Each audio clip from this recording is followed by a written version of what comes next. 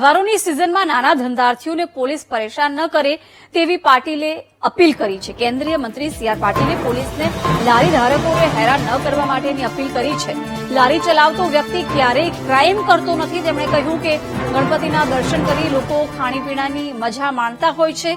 તહેવારોની સિઝનમાં લારી ધારકોને કમાણી થતી હોય છે। તહેવારોમાં પોલીસને ધાર્મિક ભાવના અને સહજતાની લાગણી રાખવી જોઈએ।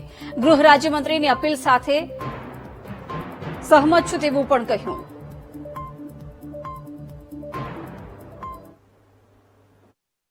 ગણપતિ ઉત્સવ એક આર્થિક સ્થિતિને પણ મજબૂત બનાવે છે।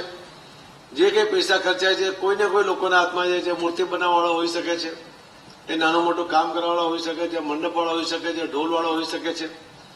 અને રાત્રે લોકો ગણપતિ દર્શન માટે જયારે નીકળે છે પોતાના કામ પરથી પાછો આ પછી ફેમિલી સાથે, ત્યારે સહજ ભાવે પૂરું કર્યા પછી કોઈ લારીઓ પર કોઈ રેસ્ટોરન્ટમાં જઈને એક નાસ્તો કે જમવાનું કંઈક લેવાનું પસંદ કરતો હોય છે। તેવા સમયે પણ આ લારીવાળાને એમાંથી આવક જ થતી હોય છે। અને ક્રાઇમ કરવાવાળા ક્યારે લારી ચલાવીને કે મહેનત કરીને કમાતા નથી। એ ક્યારે મહેનત કરવાવાળો ગુનેગાર હોઈ શકે નહીં।